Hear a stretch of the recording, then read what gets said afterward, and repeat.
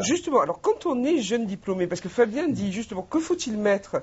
Parce que là, on n'a même pas la situation justement d'avoir des enfants, d'avoir géré. On débute, on arrive sur le marché du travail. Fabien demande que faut-il mettre en avant sur un CV d'un jeune qui se lance sur le marché du travail pour la première fois? Qu'est-ce qu'il peut bien mettre, lui? Ses loisirs, son diplôme peut-être? Alors, évidemment, il va mettre son diplôme. On parlait de mode et de présentation. Un CV d'un salarié expérimenté, on parle d'abord généralement de son expérience et puis une petite ligne dans un coin pour parler de ses diplômes. Mais quand ils sont lointains, c'est moins intéressant. Quand on est jeune diplômé, on va d'abord parler de sa formation, de ses diplômes.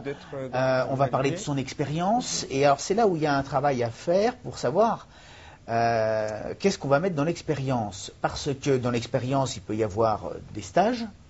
Dans l'expérience, il peut y avoir des emplois étudiants. Mais il peut aussi y avoir des responsabilités associatives qui font partie de l'expérience. Plutôt que d'avoir une toute petite ligne en bas d'un CV, évidemment, tout dépend de ce qu'on a fait. Mais si on était responsable, par exemple, du bureau des élèves... Quand on est responsable du bureau des élèves, on le met.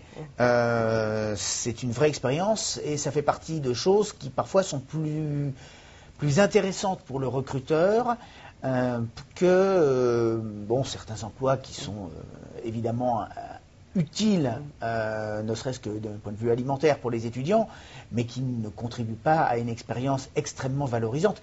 Ça montre quand même une chose, tous les emplois étudiants, ça montre qu'on ne reste pas... Je veux dire que même si on était équipier dans un fast-food, c'est quand même valorisant parce que ça veut dire qu'on a la capacité à travailler. Ça veut dire qu'on a la capacité à travailler, ça veut dire qu'on est capable de travailler en équipe, ça veut dire qu'on est capable de travailler sous pression et sous le contrôle d'un manager. Ce que tous les étudiants ne savent pas forcément faire en sortant de l'université, parce que le monde étudiant est une espèce de masse, fort sympathique, avec des individualités, mais on n'est pas tout à fait dans le système de l'équipe professionnelle, équipier dans la restauration rapide, même si c'est dangereux pour la santé d'un point de vue gustatif. Oh, non, mais ça, je n'affirmerai rien là-dessus. Je ne cite aucune marque. La chose étant, ça permet quand même de montrer à un recruteur tout ce que je viens de dire. Travail sous pression, travail en équipe, travail sous le contrôle d'un manager.